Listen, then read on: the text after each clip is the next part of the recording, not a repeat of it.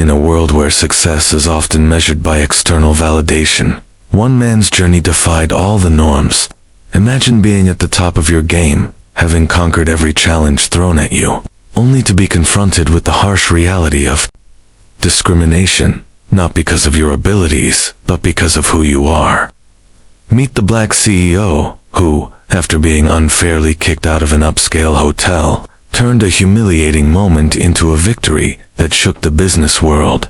This is the story of how one moment of injustice transformed into an opportunity that would reshape an entire industry. In the face of adversity, the CEO didn't just fight back. He took control of the narrative, using his resources, intellect, and sheer determination to rise above the hate. This is not just a story about retaliation. It's about empowerment, resilience, and the power of turning challenges into opportunities. To understand the depth of the CEO's triumph, we must first look at the environment in which his journey took place. The world of luxury hotels, exclusive resorts, and high-end establishments has long been seen as a symbol of power and prestige. But behind the gleaming surfaces and polished floors, the harsh realities of systemic racism still lurk. It's a world where certain individuals are treated with deference based on their appearance, their social status, and, yes, their skin color. The hotel industry, like many others, has its own set of unspoken rules, where discrimination often flies under the radar. The CEO, a highly accomplished businessman, was no stranger to these dynamics. Having built a multi-million-dollar empire, he was accustomed to navigating corporate boardrooms and negotiating multi-million-dollar deals. However, he wasn't prepared for the overt racism he encountered at what was supposed to be a welcoming environment. When the CEO arrived at the luxury hotel, he wasn't just another businessman looking for a room. He was a black man, successful, powerful, and unapologetic about his achievements. As he checked in, the staff seemed overly scrutinizing, and the manager's dismissive attitude toward him only added to the feeling of being unwelcome. After a brief exchange, he was asked to leave under flimsy pretexts, the type of treatment that many people of color know all too well, but few are in a position to challenge. The incident wasn't just a personal affront, it symbolized the ongoing struggles faced by black professionals who have fought for decades to be seen as equals in spaces where their presence is often questioned. What seemed like a small, isolated incident was, in reality, a microcosm of the larger battle for racial equality in corporate spaces. For the CEO, this experience was the last straw, one too many times. He'd been judged by his skin rather than his credentials. It wasn't just about this one hotel. It was about a systemic issue that needed to be addressed. And he wasn't going to back down. The CEO, at the heart of this story, Michael Harris, was not born into privilege. Raised in a modest neighborhood, he understood early on that success was not something handed to you. It was earned through hard work, intelligence, and determination. Michael's story is one of resilience. From an early age, he recognized that the world might not always offer him a seat at the table, but rather than accept the limitations placed upon him, he worked relentlessly to carve out his own space in the business world. Michael's journey to becoming a CEO wasn't without its hurdles. His academic achievements were impressive, graduating with honors from a prestigious university, where he was one of the few black students in his field. Yet, even in such environments, he often had to prove himself more than his white counterparts. He was always the outsider, the one who had to work twice as hard to be noticed and recognized. But rather than feeling discouraged, he used this as fuel to propel himself forward as he navigated the corporate world. Michael found himself becoming more and more aware of the barriers that existed, not just in business, but in society as a whole. He didn't just want to climb the corporate ladder, he wanted to dismantle it, ensuring that it was accessible to everyone, regardless of their race or background. His drive led him to launch his own company, and through sheer perseverance and strategic thinking, he turned it into a thriving empire. His leadership style was unconventional, yet effective, empowering those around him, creating opportunities for people who had long been overlooked, and encouraging a culture of innovation and inclusivity. Despite his success, Michael was not immune to the harsh realities of being a black man in a predominantly white corporate world. He had often been passed over for opportunities, or made to feel like an outsider, even within his own industry. His wealth, influence, and leadership were seen by some as an anomaly, rather than a reflection of his abilities. But Michael never let that define him. His strength lay in his ability to rise above these challenges, and his resilience became his defining trait in the face of adversity. Michael's ability to stay focused and steadfast in his mission has shaped his character. He wasn't just a CEO, he was a beacon of hope and a symbol of breaking barriers. He had already proven himself in the boardroom, but now he was about to face an entirely new battle, one that would push him further than he'd ever imagined. The day Michael was kicked out of the hotel felt like a crushing blow, one he never expected to experience, especially after everything he had worked so hard to achieve. It wasn't just about being denied a room. It was about being denied respect, being reminded in that moment that no matter how much success he had attained, his black skin would always be an obstacle in the eyes of some. As he entered the hotel lobby, Michael felt a sense of pride. He had spent years building a reputation that spoke for itself, his name known in boardrooms across the country. But that day, as he approached the check-in desk, he was met with suspicion. The receptionist looked him up and down, her eyes lingering longer than necessary, and then she asked for his ID. At first, Michael didn't think much of it.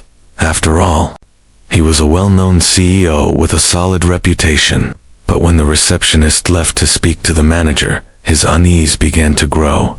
The manager, a middle-aged man with a smug demeanor, soon approached Michael with an apology that didn't feel genuine. "I'm afraid we can't accommodate you," the manager said with a forced smile. "There seems to be an issue with your reservation." Michael, confused, asked for clarification, but the manager's response was vague and evasive. He was told there was nothing available and that the hotel was fully booked. Michael tried to remain calm, thinking perhaps there was a simple misunderstanding.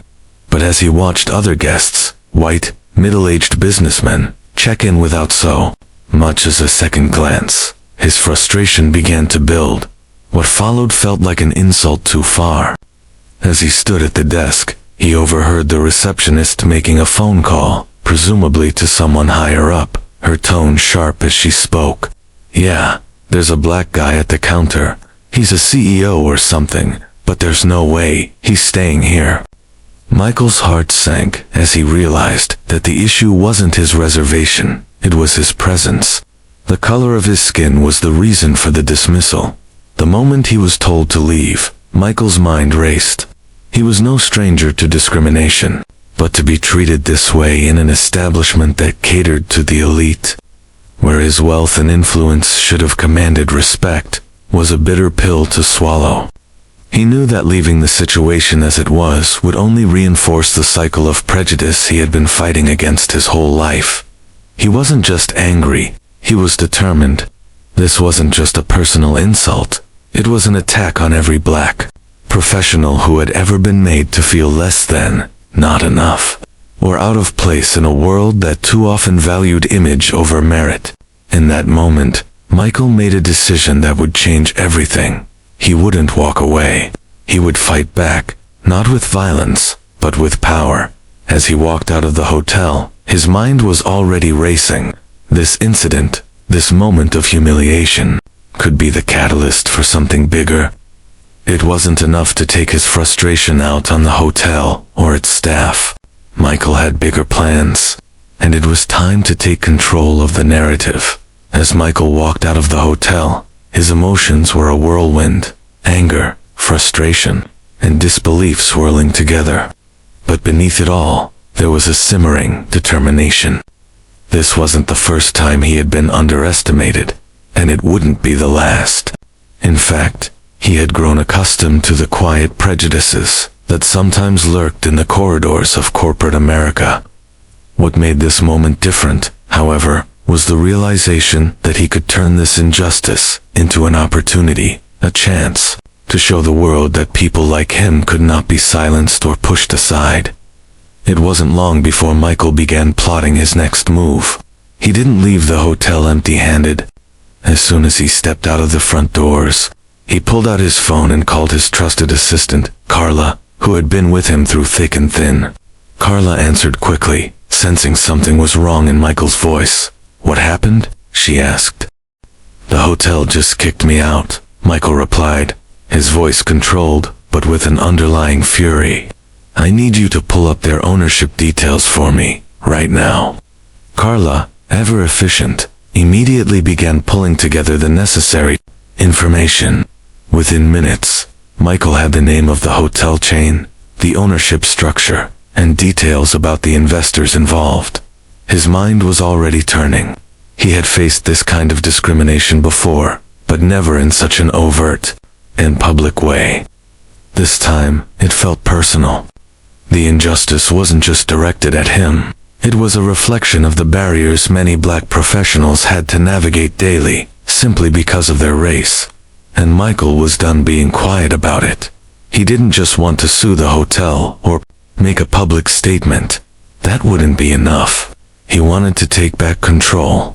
He wanted to send a message that would resonate beyond this single incident. Michael was going to buy the entire hotel chain. The more he thought about it, the more the idea took root. Purchasing the hotel would be the ultimate form of payback, but it would also serve as a powerful statement. Michael knew that with his financial resources and his reputation as a savvy businessman, he had the power to make it happen. He'd built his fortune through mergers, acquisitions, and savvy investments, and now he would turn that expertise to a new challenge. But he also knew that purchasing the hotel chain wouldn't be easy. It wasn't just about money. It was about navigating a complex web of corporate politics, powerful investors, and potential resistance. Michael understood the world of high-stakes business well, but this was different. This wasn't just another deal.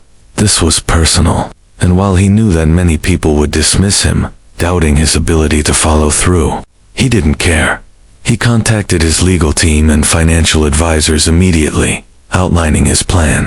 They were initially taken aback by the audacity of the idea, but they knew Michael well enough to understand that when he set his mind to something, there was no stopping him. He instructed them to begin the process of making offers to the board, members and shareholders of the hotel chain. But Michael didn't stop there. He also reached out to a few key investors, friends who had always supported him in his mission to create a more inclusive corporate world. He needed allies, people who shared his vision and were willing to back him financially. As the days passed, Michael's resolve grew stronger. With each passing conversation, he could feel the momentum building. The hotel chain that had so casually rejected him was now on the verge of being overtaken by the very person they had tried to diminish. The stakes were higher than ever. It wasn't just about the hotel chain anymore. It was about proving that no one could be kept out, no matter their background or their skin color. Michael was determined to win this battle, not just for himself, but for every person who had ever been told they didn't belong. The turning point came faster than Michael expected, and it hit him like a freight train. After days of negotiation, phone calls, and back-and-forth emails, he finally received the call he'd been waiting for. The hotel chain's board had agreed to entertain his offer, but there was a catch. They weren't going to make it easy. The negotiations would be long and difficult. There were significant stakeholders involved, including powerful investors who had a vested interest in maintaining the status quo.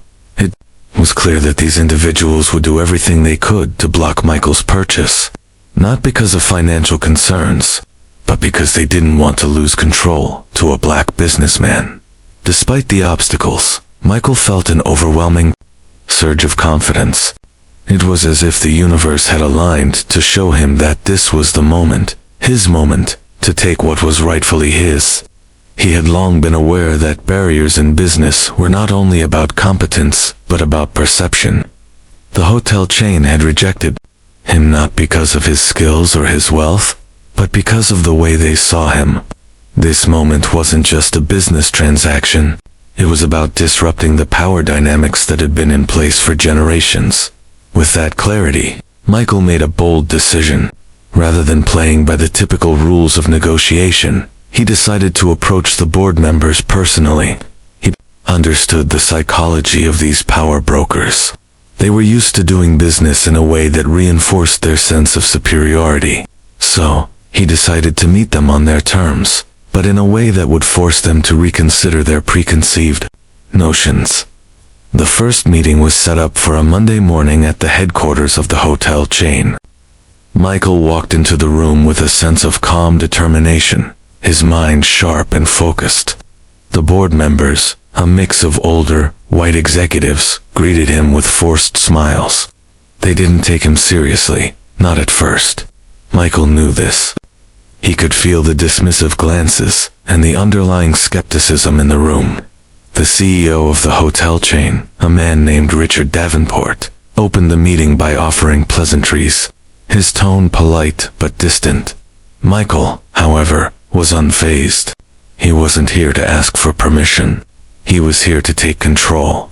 He opened the conversation by acknowledging the elephant in the room, the fact that he was the outsider, the unusual candidate. "I know why you're all here," he said, his voice steady. "You're here because I'm black, and you think I can't pull this off. But I'm not here for your pity, and I'm not here for your charity. I'm here because I've earned every step I've taken in this world." The room fell silent. Richard Davenport's smug expression faltered, and for the first time, Michael saw doubt creep into his eyes. Michael pressed on, outlining his vision for the hotel chain and how his ownership would not only improve the business, but also ensure that diversity and inclusivity would be at the core of the company's operations. He wasn't just offering to buy a business, he was offering to transform it. He was offering the board a chance to be part of something bigger, something that could change the industry forever. As Michael spoke, something in the room shifted. The skepticism gave way to intrigue, and the tension that had hung over the board began to dissipate. It wasn't just his wealth or his reputation that was making an impact. It was his conviction. He wasn't just fighting for a hotel chain. He was fighting for a legacy, a story that would inspire others who had been told they didn't belong. By the end of the meeting, the mood had changed entirely. The board members weren't just looking at Michael as a businessman, they were looking at him as a force to be reckoned with. The seed had been planted, and Michael knew that the negotiations ahead wouldn't be easy. But for the first time, he felt confident that he was no longer the underdog. He was in control. The day Michael had been waiting for had finally arrived. The culmination of weeks of relentless work, strategic planning, and high-stakes negotiations was about to unfold in a high-rise boardroom. The tension in the room was palpable as Michael stood before the hotel chain's board of directors, a group of wealthy, influential men who had long held the reins of this prestigious brand. It wasn't just a corporate transaction for Michael anymore. It was personal. This was about more than just the ownership of a hotel chain. It was about proving a point, making a statement that his presence, and the presence of others like him, had been earned, not granted. Michael's offer was clear. He wanted to buy the entire hotel chain, lock, stock, and barrel. The terms were non-negotiable, and his financial team had already made sure his bid was more than competitive. But it wasn't just the money that caught the board's attention. It was the vision that Michael had put forward, an inclusive, diverse, and progressive future for the brand that would resonate with consumers and employees alike. His ideas were revolutionary, shaking the very foundation of what this business had stood for in the past. The board sat in silence, exchanging skeptical glances, and Michael knew that they were going to fight him every step of the way. Richard Davenport, the CEO of the hotel chain, was the most resistant of them all. He was calm, calculating, and dismissive of Michael's ambitious plans. You're asking us to turn everything we've built upside down." "Michael," Davenport said, his voice steady but laced with disdain. "You're proposing changes that could affect our legacy. You're not just buying a hotel, you're buying an institution." But Michael wasn't intimidated. He had spent years building his own legacy, battling the odds, and breaking through barriers. Legacy doesn't mean stagnation, Richard. If you want this company to thrive, we need to evolve. We need to lead the way forward, not keep clinging to outdated practices that don't serve the world anymore. Michael responded, his voice calm but assertive. He paused, making sure everyone in the room understood the gravity of his words. The future is now, and it's inclusive. It's diverse.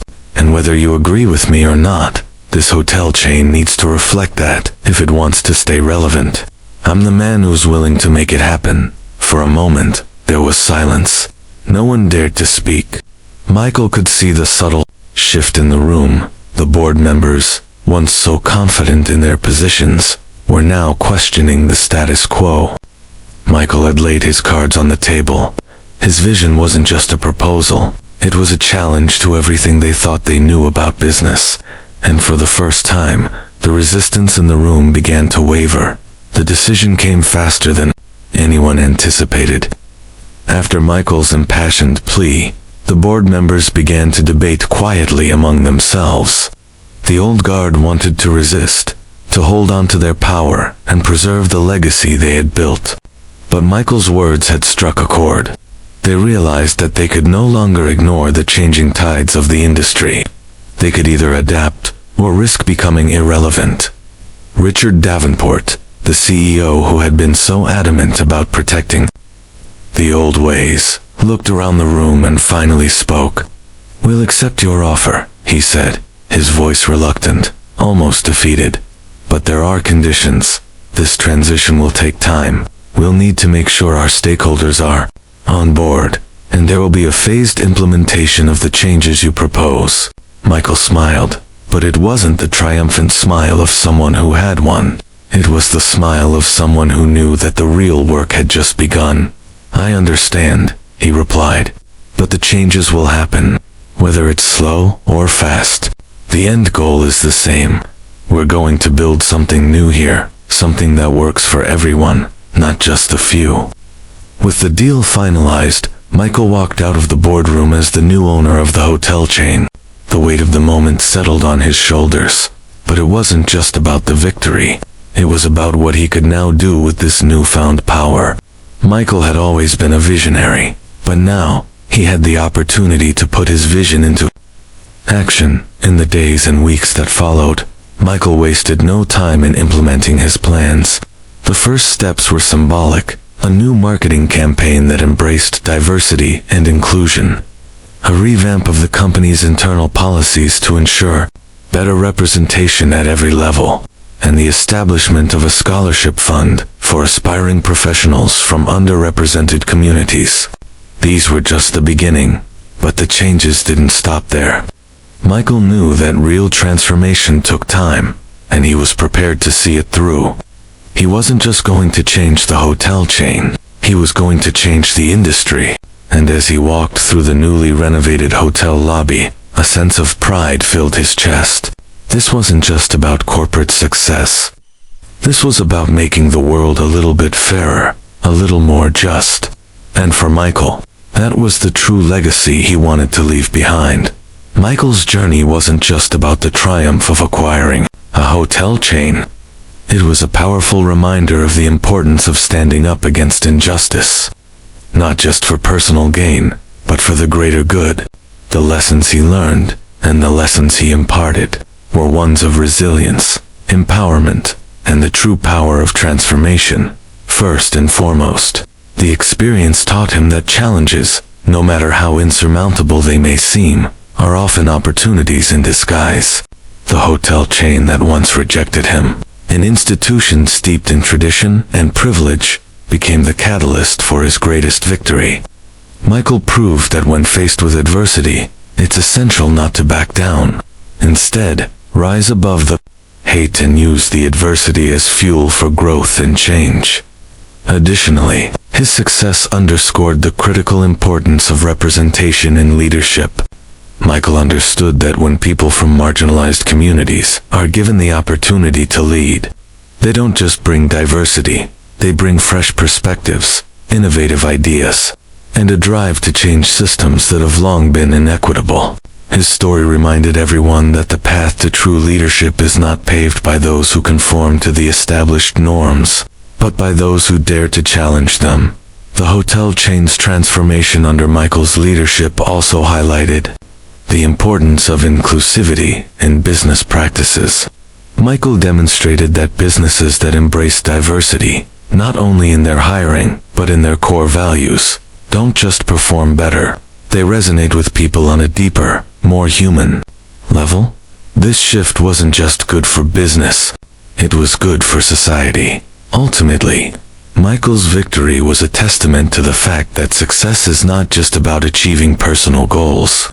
It's about changing the world around you, breaking down the walls that divide, and ensuring that every person, regardless of their race or background, has the opportunity to succeed. Michael's story is a powerful reminder that we each have the potential to challenge the status quo and create meaningful change. His journey shows us that no matter how difficult the battle, the fight for equality, inclusion, and justice is always worth it.